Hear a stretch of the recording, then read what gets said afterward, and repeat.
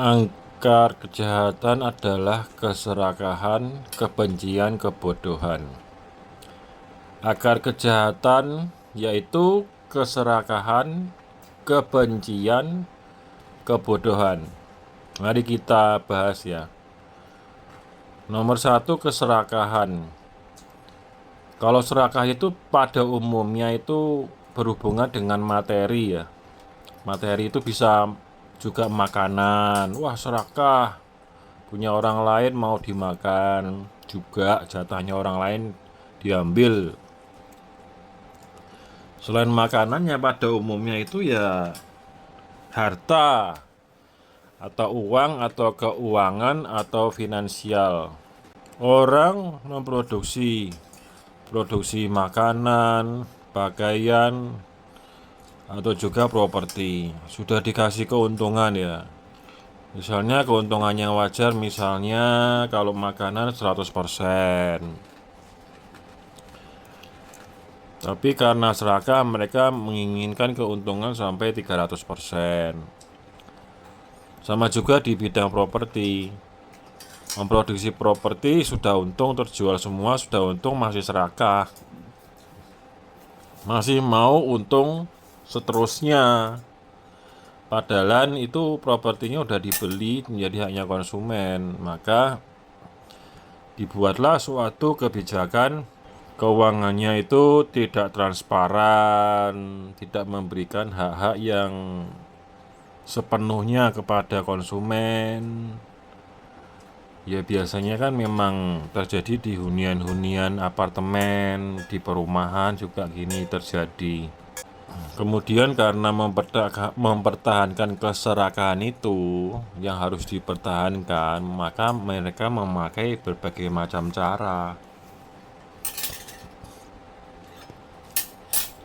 Caranya ya menimbulkan kebencian, menimbulkan fitnah, menimbulkan intimidasi, semacam itu. Yang kemudian karena kebencian itu kan bisa berakibat berbagai macam tindak kejahatan. Nanti semacam apa ya, butterfly effect ya, efek butterfly ya. Efek butterfly itu dari satu kejadian beruntun mengakibatkan kejadian-kejadian lainnya. Bisa kejadian yang baik, bisa juga kejadian yang negatif.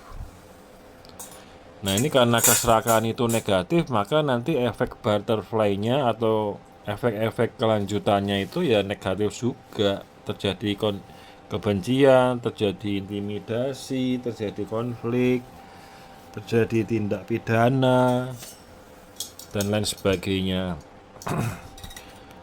Kejahatan juga karena kebodohan. Kebodohan itu ya bisa karena tidak mengetahui aturan-aturan resmi yang berlaku. Kebodohan karena tidak mau membaca, tidak mau mempelajari, sehingga mudah dibodohi oleh orang lain. Mudah dibodohi oleh tokoh masyarakat, mudah dibodohi oleh para pejabat. Nah, kemudian mudah dihasut dan lain sebagainya, sehingga menimbulkan suatu kerugian yang beruntun, menimbulkan suatu tindakan-tindakan yang melawan hukum dan lain sebagainya. Tetapi orang pandai juga udah tahu dia tuh pandai, dia tuh ngerti, tapi ya tetap aja melakukan kejahatan.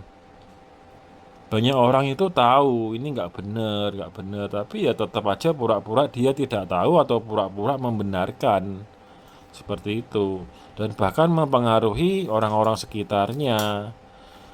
Jadi semacam apa ya, memanipulasi gitu loh. Ya karena bodoh ya menurut aja, ikut-ikutan, seperti itu. Ikut-ikutan yang pintar membodohi. Ya, keserakahan itu kan pada umumnya berkaitan dengan keuangan ya. Orang yang kaya itu masih merasa kurang sehingga tetap aja korupsi. Korupsinya makin besar porsinya. Kalau orang yang miskin, korupsi mungkin masih dimaklumi ya. Tapi kalau orang kaya mendukung hal-hal yang digelapkan atau penggelapan, ya itu namanya keserakahan yang berlebihan ya. Karena memang sudah kaya atau mampu ya, orang mampu, ekonominya mampu. Ya kemarin saya mendapatkan suatu kritik ya dari seorang warga. Dia menyampaikan bahwa kami bukan auditor saja bisa menemukan hal mencurigakan seperti itu. Ya pihak mereka ini orang-orang pintar, tetapi hobinya mintarin orang-orang yang nggak mau repot.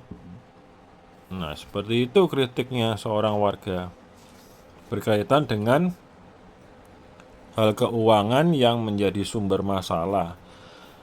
Jadi hal keuangan yang bermasalah, yang maladministrasi dan lain sebagainya itu nanti menimbulkan efek-efek lainnya, butterfly effect atau efek domino, istilahnya seperti itu. Ya ujung-ujungnya sebenarnya yang dirugikan ya rakyat bawah.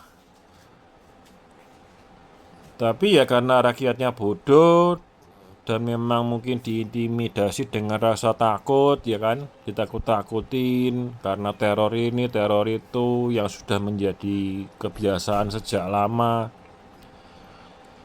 Ya mereka itu memang memupuk rasa takut, rasa khawatir menjadi isu-isu yang menakutkan gitu. Memang itu kerjaan mereka. Nah sekarang ya namanya seorang rakyat, seorang warga yang memperjuangkan haknya ya memiliki kemampuan yang berbeda-beda, memiliki kecerdasan yang berbeda, ya kecerdasan macam-macam ya, kecerdasan intelektual, kecerdasan emosi, kecerdasan spiritual, dan kecerdasan bertahan dalam menghadapi kesulitan dan berupaya mencari solusi. Itu levelnya beda-beda. Kalau yang level rendah ya sudah nggak usah menyalahkan yang levelnya di atas. Level yang di bawah itu memang sudah di bawah.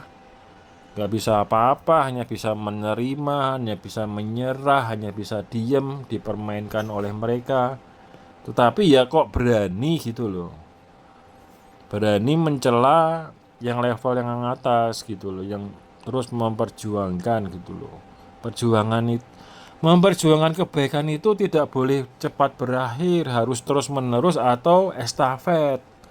Yang satu berhenti dilanjutkan oleh yang lain berhenti dilanjutkan lagi oleh yang lain lagi. Itu merupakan bagian dari rencana kebaikan Tuhan di dunia ini. Ketika yang satu tumbang, Tuhan akan memakai pribadi lain untuk melanjutkan. Jadi ya kalau kalian di level-level yang bawah itu ya yang memang sudah menyerah, yang hanya bisanya diam saja ya diharapkan tidak bisa menyalahkan suatu proses, suatu karya yang bertujuan kebaikan. Ya kalau tidak ada yang memperjuangkan kebaikan ya dunia ini lebih cepat lagi rusaknya, lebih cepat lagi hancurnya. Ini bukan masalah menang atau kalah. Ini masalahnya benar atau salah. Kalau kita melihat secara di depan mata kita ada sesuatu yang salah dan kamu diam, bagi saya kamu ikut menyetujui. Kamu ikut bertanggung jawab atas kesemena-menaan itu. Tetapi kalau kamu berani bersuara benar adalah benar dan salah adalah salah, itu kamu udah do something gitu.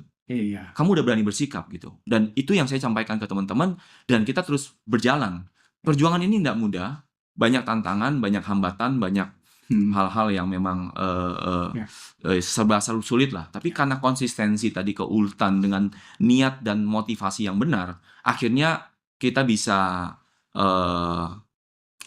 perjuangkan itu dengan benar.